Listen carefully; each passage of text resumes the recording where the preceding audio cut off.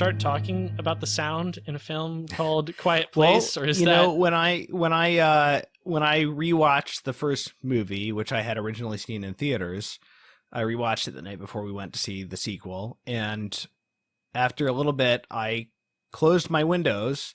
Thankfully, it had cooled off somewhat. It's been very hot in New York lately, but I was willing to take the hit to my body, you know, of the heat, so that I could actually hear this movie properly. I closed the windows, got rid of the street noise, you know, because this movie really depends on the sound experience, and it's interesting because like a lot of people have remarked on what an accomplishment it is to get theater goers to be quiet. And that like the universal experiences that people were afraid to eat their popcorn. Oh, wow. You know, while watching this movie, which is pretty cool. And another thing I heard is that people were going out of the theaters when the first one came out and like hearing things they wouldn't normally hear, which is pretty cool. That's amazing. You know? Yeah, definitely. So the first movie, I'm sure that most people know about it if they haven't seen it, but you know, the whole concept is based on this world where aliens, monsters, whatever they are, I guess they're not necessarily from outer space. You raised that question, but I think they are. So they can't see, they have extremely highly developed hearing, and that's how they find their prey. So everybody's sort of figured out by this point, after most everybody's been wiped out, that you have to be really, really, really quiet. Yeah. And the theme, so the movie's super quiet. The first one in particular, more so than the second one. And the sound design is really, you're really hearing every noise the characters make. You're not only attentive to it, but you're afraid of it. Yes. The first movie has conditioned you to fear the slightest sound that the characters make, which is a really interesting like way of doing a horror movie. Yeah.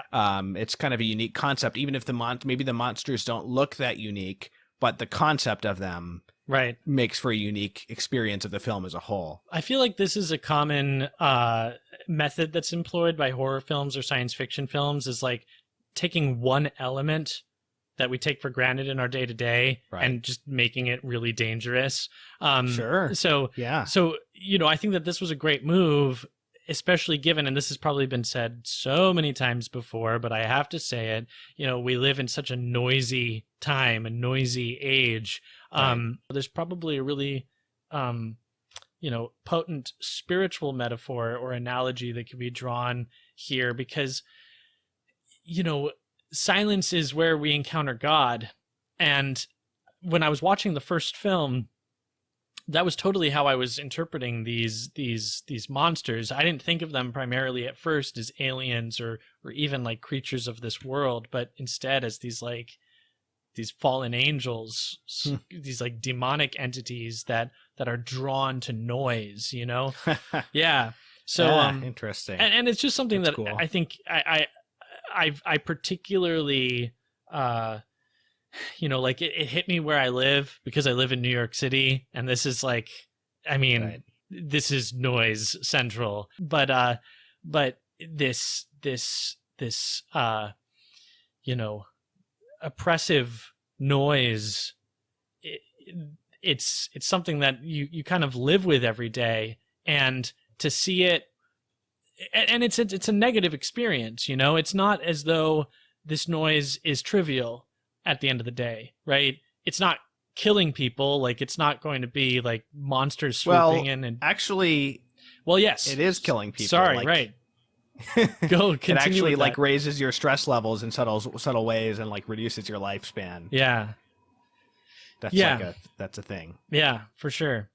Not to mention that, like, a lot of the times the stuff that's being blasted is just garbage. It's like garbage for in terms soul. of music. Yeah, that's very true. The concept for this film probably just came out of like hearing someone's phone go off at an inopportune time and just like fantasizing that something would swoop in and just destroy them.